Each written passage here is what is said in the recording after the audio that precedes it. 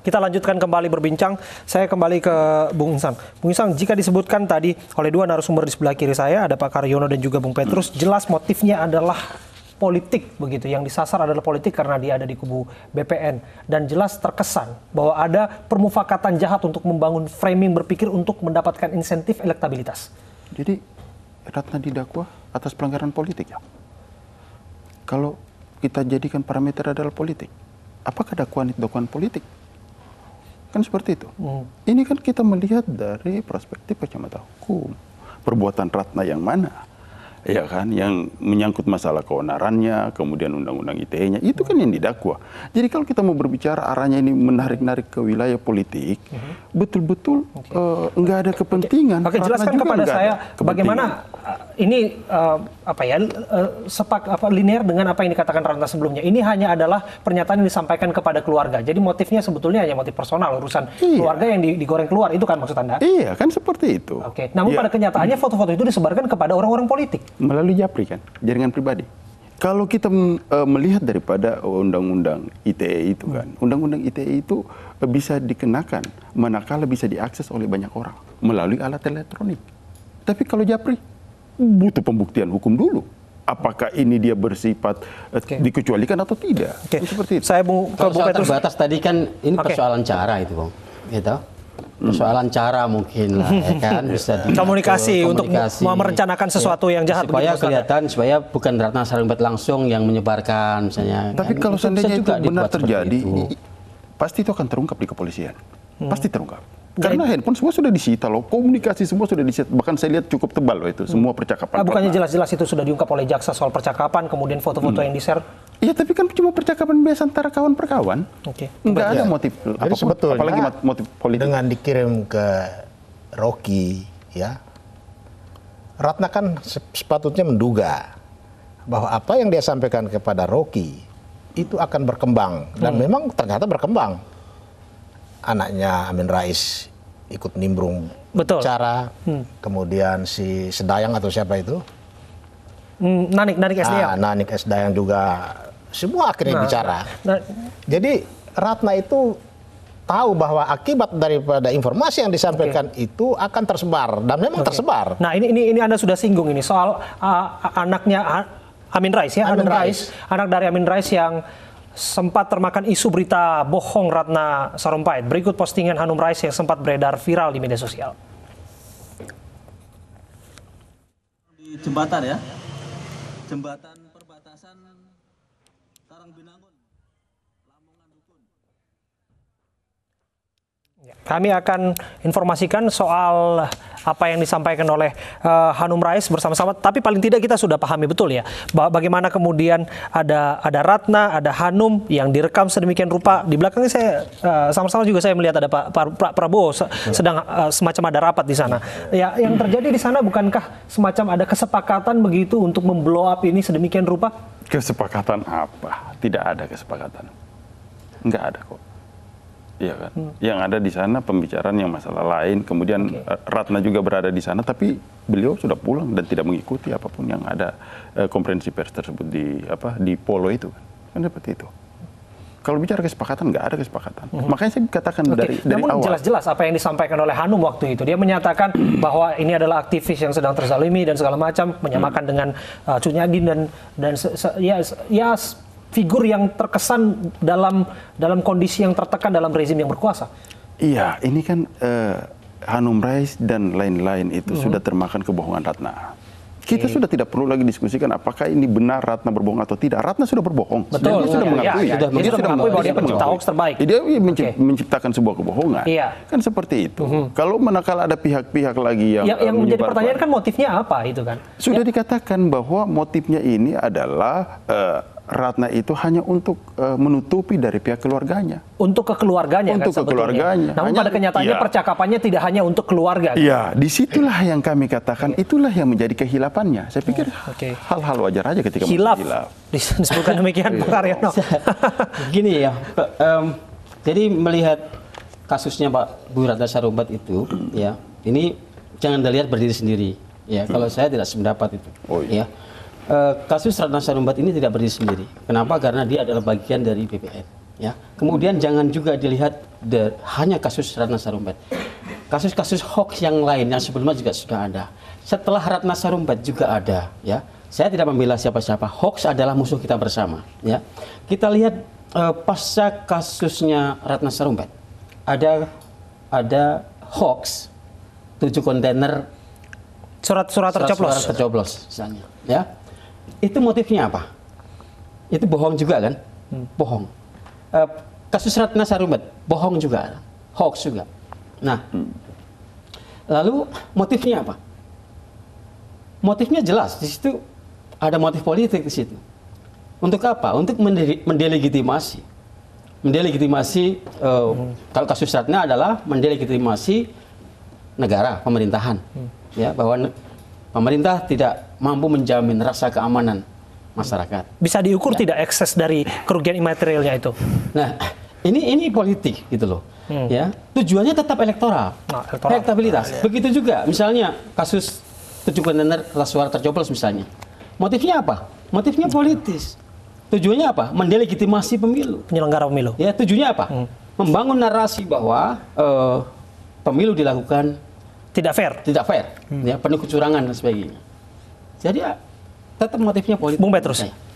Ya, jadi mengapa ketika informasi itu sampai kepada BPN dan semua elit turun, ya, serta-merta mereka turun dan menyampaikan hal yang sama bahwa ini penganiayaan. Anaknya Amin Rais sebagai seorang dokter pun menyatakan saya meraba-raba dan itu penganiayaan. Ternyata ini semua tidak betul.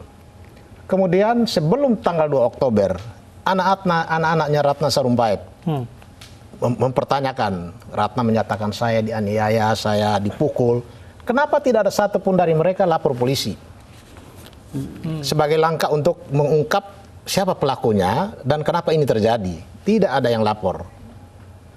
Justru laporan itu terjadi pada saat Prabowo mengekspos ini keluar, polisi langsung bertindak.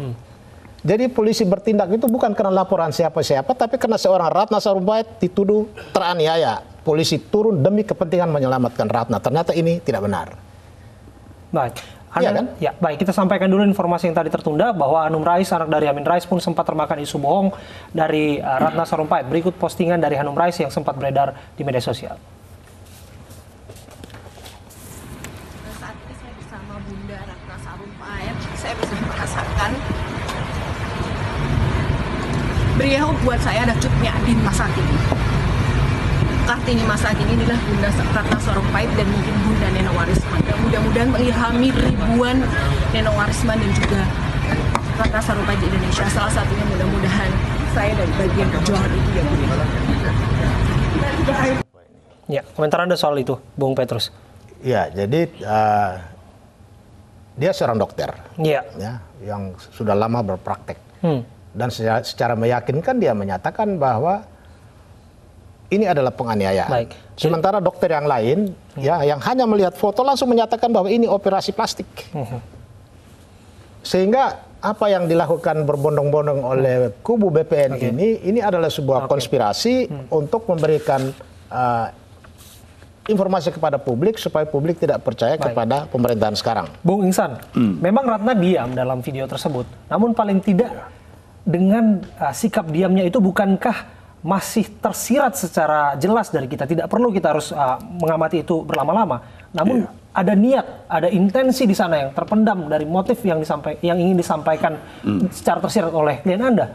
Ya, jadi begini, bahwa ini kan sudah berhari-hari setelah kebohongan Ibu Ratna. Iya kan? Beliau terdiam. Artinya saya ini bukan orang psikologis, tapi saya ini orang hukum. Hanya saya mau sedikit melirik ke arah psikologis. Beliau ini sudah membangun narasi kebohongan sehingga menjadi beban buat dia sendiri, ya kan? Menjadi beban bagaimana harus dia sikapin ini. Akhirnya mau berkata jujur salah, tidak berkata juga lebih salah. Maka dalam video itu kita melihat dia dalam posisi diam, itu dalam posisi yang saya pikir sangat berkata jujur seharusnya memang tidak salah sebetulnya. Kenapa? Anda mengatakan tadi berkata jujur salah. Makanya pada saat berkata jujur harusnya benar dong. Makanya pada saat tanggal 3 itu beliau berkata jujur kan. Setelah pada akhirnya aparat kepolisian mengungkap, itu yang menarik kan? Persoalan mengungkap atau tidak yang pasti itu kan yang kami ketahui, Ratna dipanggil sebagai saksi di tanggal 4 siang. Ratna mengakui perbuatannya dan meminta maaf di tanggal 3. Ratna ditangkap itu di tanggal 4 malam. Baik. Ini seperti itu. Bung Karyono, komentar Anda soal ini? Ya, kalau saya tetap melihat ini motifnya adalah motif politik. Clear politik. Clear politik. Dan ada niat jahat yang memang sudah bagian dari klien. Iya, ini skenario propaganda yang gagal menurut saya, gitu ya. Jadi kelihatan sekali tadi, misalnya komentar dari Hanum Rais misalnya, ya, itu kan framing, ya, dia membuat impresi, ya, sehingga menimbulkan rasa empati dari masyarakat terhadap Ratna Sarumpait, gitu ya. Di sisi yang lain, pesan yang ingin dia sampaikan, ya, itu bahwa pemerintah, ya, itu tidak bisa memberikan rasa keamanan kepada masyarakat. Nah, jadi kalau kita lihat dari proses kronologisnya sampai kemudian konferensi pers, ya, terus kemudian komentar-komentar, narasi-narasi yang dibangun, ya, oleh Fadli Zon, oleh Hanum Rais dan sebagainya tadi itu jelas sekali. Komentar Anda framing politik soal rasa aman pada masyarakat. Saya pikir ini PR besar jika pemerintah dianggap gagal untuk memberikan rasa aman kepada masyarakat. Itu kan menurut saya cuma imajinasi saja dari Mas Karyono. Imajinasi. Iya dong. Analisis. Iya dong. Analisis berdasarkan karena semuanya tidak ada yang terjadi. Terlalu kalau kita berbicara seandainya dibiarkan maka akan terjadi keonaran yang lebih berlanjut. Seandainya. Faktanya mana? Nggak ada kan? Persoalan ini begitu cepat dan begitu cepat juga Ratna mengakui. Justru yang lebih panjang persoalan hukumnya. Dibawa dalam diskusi-diskusi, disebut-sebut selalu masalah perkara ini.